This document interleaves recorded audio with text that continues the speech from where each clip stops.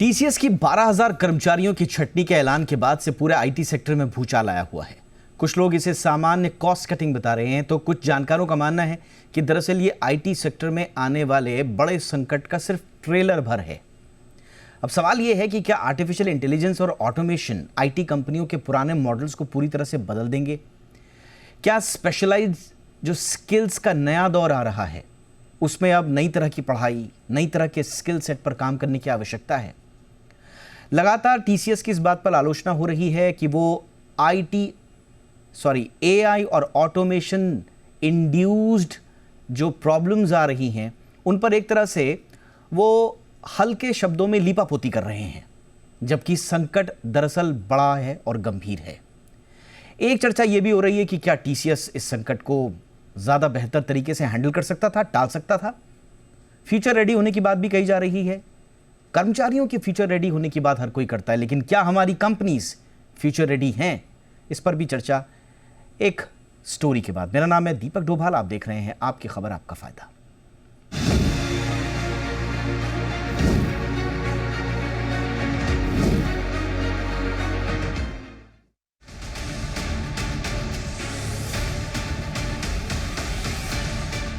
Tata consultancy services की हालिया छटनी भारत के आईटी सेक्टर में एक बड़ी खबर बन चुकी है। टीसीएस ने लगभग 12,000 कर्मचारियों को अपनी कंपनी से बाहर करने का ऐलान किया है। ये छटनी उसके कुल कर्मचारियों की संख्या का 2% है। इतना ही नहीं, टीसीएस ने अपने सीनियर रोल्स में भर्ती भी रोक दी है और बेंच पॉलिसी में बदलाव किया है। इसके तहत जिन कर्मचारियों के पास प्रोजेक्ट नहीं है उन्हें सिर्फ 35 दिन का वक्त दिया जाएगा।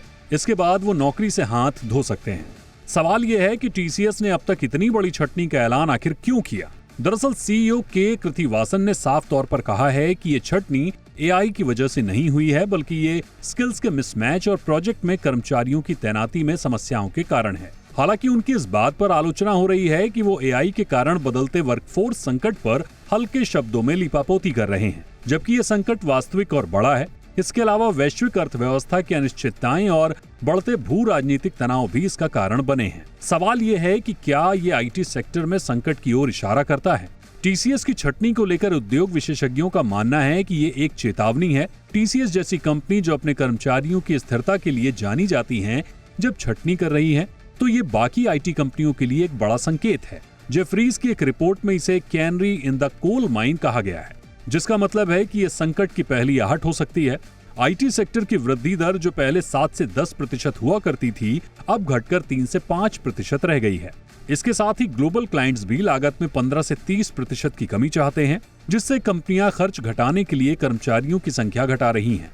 आईटी सेक्टर में भर्ती की रफ्तार भी काफी धीमी हो गई है। अप्रैल-जून 2025 के बीच टॉप 6 आईटी कंपनियों ने सिर्फ 3,847 नए कर्मचारी जोड़े हैं, जो पिछले तिमाही से 72% कम है।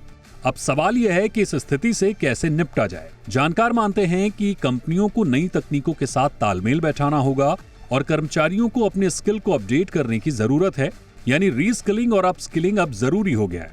इसके साथ ही कंपनियों को भी चुस्त और फ्लेक्सिबल मॉडल अपनाने होंगे ताकि वे इन बदलावों का सामना कर सकें। माना जा रहा है कि टीसीएस को पहले से ही एआई और अन्य उभरती तकनीकों के लिए अपने वर्कफोर्स को तैयार करना चाहिए था। कंपनी को ग्लोबल ट्रेड और डिमांड की अनिश्चितताओं का पहले से बेहतर आकलन करना चाहिए था, ताकि अचानक बड़े पैमाने पर छटनी से बचा जा सके, क्योंकि इससे कर्मचारियों के मोराल के साथ साथ सेक्टर के सेंटिमेंट पर भी असर पड़ता है। जानकार ये भी मानते हैं कि जहां एक ओर एआई पुराने रोल्स को खत्म करेगा, वहीं दूसरी ओर नए जमाने की नौकरियां जैसे कि data science, AI engineering, prompt designing जैसी भूमिकाएं बड़ी तेजी से उभरेंगी।